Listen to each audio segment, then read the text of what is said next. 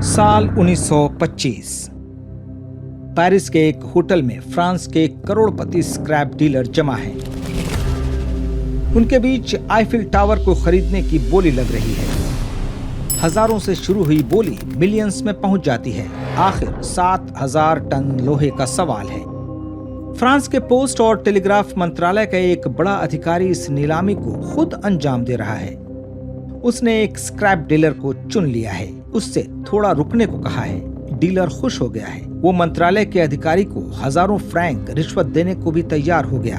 अधिकारी ने रिश्वत लिया और फरार हो गया, क्योंकि वो मंत्रालय का अधिकारी नहीं बल्कि एक ठग था। उसका नाम था विक्टर लुस्टे और वो खास तौर पर अमेरिका से फ्रांस स्कैम को ही अंजाम देने के लिए आया था। लेकिन वो यही नहीं रुका, उसने बिल्कुल इसी अंदाज में आईफिल टावर को दोबारा भी बेच दिया। तो कौन था ये मास्टरमाइंड और क्या है इसकी कहानी, आज के वीडियो में जानते हैं। तो आप दम थाम कर बैठ जाएं, रेड स्पून को सब्सक्राइब कर लें और इस वीडियो को आखिर तक जरूर देखें, क्योंकि इस कहानी का हर पन्ना चौंकाने वाला है।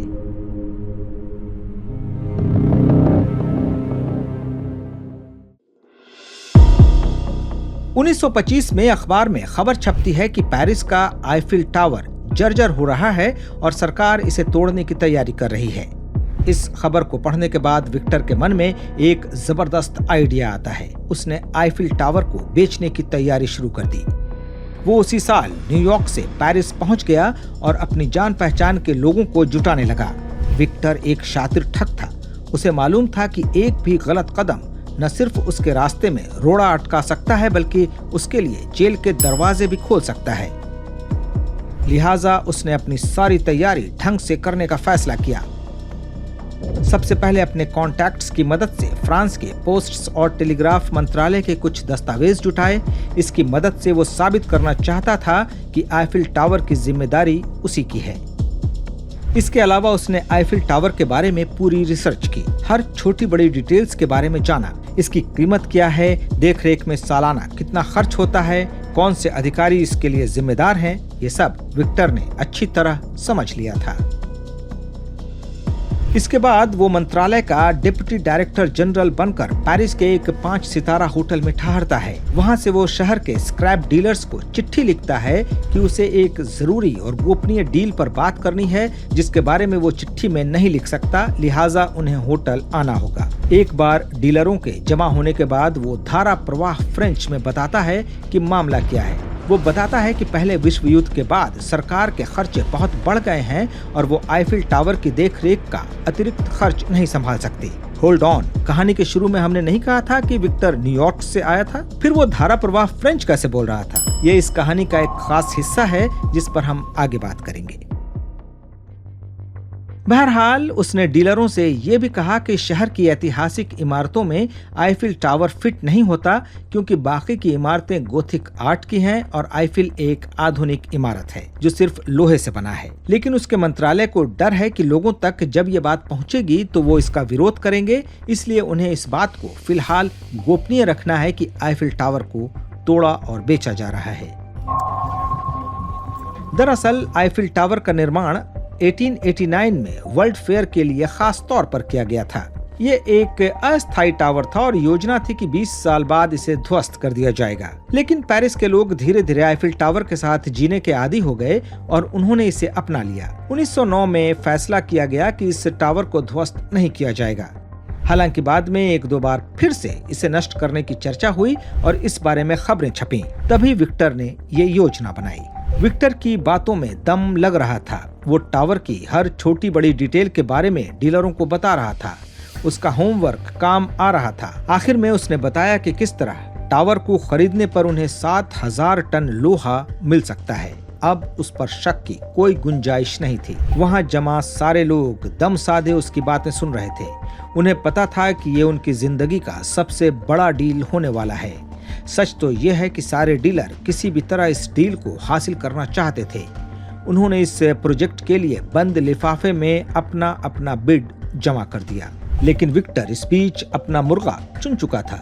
उसने आंद्रे पोजो नाम के एक डीलर से कहा कि वो रुक जाए क्योंकि उससे कुछ जरूरी बात करनी है। आंद्रे शहर में अपनी साख बनाने के लिए उतावला हो रहा था और उसे लगता था कि ये डील उसकी किस्मत बदल कर रख देगी। जब सारे लोग चले गए तो विक्टर ने कहा कि उसे आंद्रे एक ईमानदार आदमी लगता है जिसने मेहनत से काफी पैसे कमाए हैं। साथ ही विक्टर ने ये भी कहा कि सरकारी नौकरी में तो कितनी भी मेहनत कर लो ज्यादा पैसे नहीं मिलते।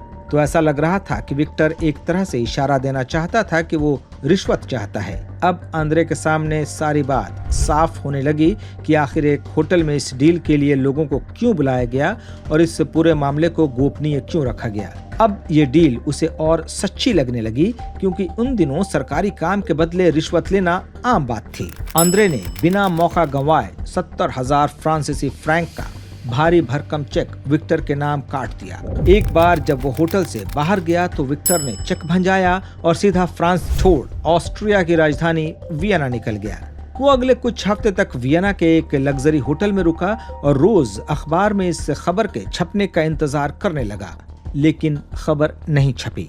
विक्टर समझ गया कि आंद्रे ने शर्म के मारे पुलिस में न जाने का फैसला किया है। आखिर वो जाकर कहता भी तो क्या कि उसने मंत्रालय के एक अधिकारी को हजारों फ्रैंक की घूस दी है ताकि वो आईफिल टावर खरीद सके। इस घटना ने विक्टर के मन से सारा डर निकाल दिया और उसने तय किया कि आईफिल टावर दोबारा बिकेगा। कुछ महीनों बाद वो फिर से पेरिस पहुंचा और फिर से एक आलीशान होटल में रुका। एक बार फिर से उसने शहर के स्क्रैप डीलरों को बुलाया, लेकिन इस बात का ख्याल रखा कि पुराने डीलरों को इसकी खबर न लगे। सारी कहानी उसी स्क्रिप्ट पर दोबारा चल रही थी, यहाँ तक कि फिर से एक डीलर ने उसे हजारों फ्रैंक की रिश्वत तक दे दी। इसके बाद विक्टर वहाँ से भाग भी निकला, लेकिन इस बार ठगी का शिकार डीलर पुलिस के पास पहुंच जाता है। मीडिया इस पर रिपोर्ट करने लगती है और विक्टर यूरोप से भागकर अमेरिका लौट जाता है। अमेरिका लौटकर वो अपने पुराने धंधे में लग जाता है और ये धंधा था पैसे दोगुने करने का खेल। क्या था ये खेल, ये बताते हैं, लेकिन उससे पहले विक्टर का बैकग्राउंड जानना जरूरी है। समझा जाता है कि विक्टर 1890 के आसपास यूरोप के किसी एस्ट्रो हंगेरियन शहर में पैदा हुआ, जो अब चेक गणराज्य का हिस्सा है।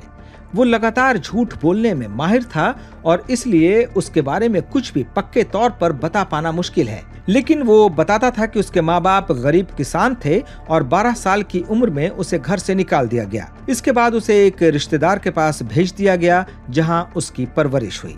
फिर वो यूरोप की सड़कों पर जीने लगा। उसका गुजारा जेब काटने और भीख मांगकर खाने से होता था। वो कभी बुडापेस्ट तो कभी पेरिस की गलियों की खाक छानता। पेरिस में रहते हुए उसने फ्रेंच सीखी थी, जो आईफिल टावर की डील में उसके काम आई। इसी बीच वो ठगी का धंधा भी करने लगा और लोगों को ताश के पत्तों के खेल से ठगने लगा। लेकिन इन छोटी मोटी चीजों से उसका मन भर चुका था। उस वक्त के सफल यूरोपीय लोगों की तरह वो भी अमेरिका जाना चाहता था। करीब 20 साल की उम्र में वो एक जहाज पर सवार होकर न्यूयॉर्क पहुंच गया। इस सफर में भी एक घटना हुई। उसने नाविक की गर्लफ्रेंड से ही फ्लर्ट शुरू कर दिया। इससे गुस्सा कर सेलर ने उस पर चाकू से वार कर दिया। इस हमले का निशान जिंदगी भर विक्टर के चेहरे पर रहा। इस बात का जिक्र जरूरी इसलिए है क्योंकि औरतों के साथ उसके रिश्तों ने आखिर में उसकी कहानी खत्म करा दी। बहरहाल अमेरिका पहुंचने के बाद उसने खुद को एक बड़े बिजनेसमैन के तौर पर प्रोजेक्ट किया। वो बेहतरीन कपड़े पहनने लगा और अपने लिए एलीट सोसाइटीज में जगह बनाने लगा। इसी बीच उसने रोमानियन बॉक्स स्कैम की योजना तैयार कर ली थी। ये लकड़ी का छोटा सा बक्सा होता था जिसमें दिखावे के लिए कई मशीनें लगी होती थीं। विक्टर लोगों को बताता था कि किस तरह इस मशीन में एक नोट डालने पर इसका डुप्लीकेट बन जाता है। इसके लिए एक तरफ से $100 का नोट डालना होता है और साथ में नोट की साइज का एक सादा कागज। इसके बाद 6 घंटे का इंतजार और मशीन एक नया और बिल्कुल असली नोट छाप देती है। यहाँ तक कि नकली नोट में नंबर भी असली नोट वाला ही होता था। वैसे तो इस तरह की ठगी पर विश्वास करना आसान नहीं, लेकिन विक्टर ने इसके लिए पूरी तैयारी की थी। उसने न्यूयॉर्क के एक बढ़ई से शानदार बक्से बनवाए थे और लोगों का यकीन जीतने के लिए बैंक से नए और करारे $100 के नोट लाता था। उनके नंबर सीक्वेंस में होते थे। इसके बाद वो एक नोट के नंबर को चुनता और दूसरे नोटों के आखिरी नंबर को मिटाकर बदल देता था। उनका नंबर वो अपने चुने हुए नोट की ही तरह कर देता था। ये काम वो बहुत सफाई से करता था। दूसरी बात कि वो कभी भी अपनी मशीन का प्रदर्शन नहीं करता था, बल्कि पैसे वाले लोगों का विश्वास जीतकर बातों बातों में ही इसका जिक्र कर देता। लोग इम्प्रेस हो जाते और मशीन देखने की जिद करते। वो फिर उन्हें इस मशीन का डेमो देता जिसमें एक नोट वो पहले ही छिपा कर रखता था। दूसरी तरफ से मशीन में नोट डालने के बाद वो 6 घंटे इंतजार करने को कहता। इसके बाद जब मशीन दूसरी तरफ से बिल्कुल उसी नंबर वाला दूसरा नोट छापती तो लोग हैरान रह जाते। हालांकि कई लोगों को इसके बाद भी यकीन नहीं होता तो वो बैंक जाते, पर विक्टर तो एक कदम आगे चलता था। उसकी मशीन से दरअसल असली नोट ही निकलता था जो वो मशीन में पहले ही छिपा कर रख दिया करता था। जब लोगों के पास शक की कोई गुंजाइश नहीं होती तो वो भारी भरकम रकम देकर इस मशीन को खरीद लेना चाहते थे। कई बार तो विक्टर खुद कहता कि उसे बड़ी रकम की जरूरत है और मशीन 6 घंटे बाद ही एक नोट जनरेट कर पाती है, तो वो समझ नहीं पा रहा है कि इतने पैसे कैसे जुटाए। ऐसे में उसके शिकार भारी रकम देकर मशीन ले लेते। एक बार मशीन बेचने के बाद विक्टर रफू चक्कर हो जाता। वो मिनटों में फरार होने का माहिर था। वो लंबे वक्त तक लोगों को धोखा देता रहा और उसके बारे में किसी ने कोई रिपोर्ट भी नहीं की। आखिर लोग कहते भी क्या कि हमने रुपयों को डबल करने की मशीन खरीदी थी जो काम नहीं कर रहे। लेकिन जब उसने एक रईस औरत को शिकार बनाया तो उस औरत ने विक्टर को सबक सिखाने का फैसला कर लिया।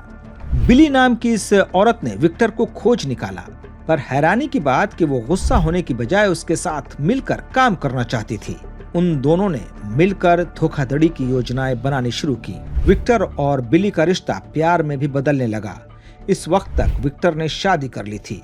वो अपनी पत्नी को धोखा देकर बिली के साथ रहने लगा। विक्टर ने अपनी पत्नी को छोड़ दिया था। इसी बीच उसने अखबार में आईफिल टावर वाली खबर पढ़ी तो फ्रांस के लिए निकल पड़ा।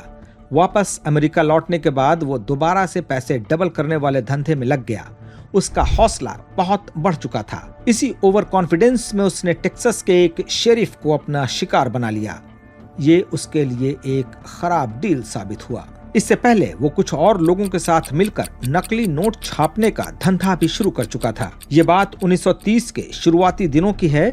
अमेरिका आर्थिक मंदी से गुजर रहा था। नकली नोट और शराब के अवैध कारोबार से उसकी इकोनॉमी मार खा रही थी। लेकिन इन बातों से लापरवाह विक्टर अपने काम में लगा था। उसे भरोसा था कि उसके नकली नोट इतने हाई क्वालिटी के हैं कि उन्हें पकड़ पाना नामुमकिन है।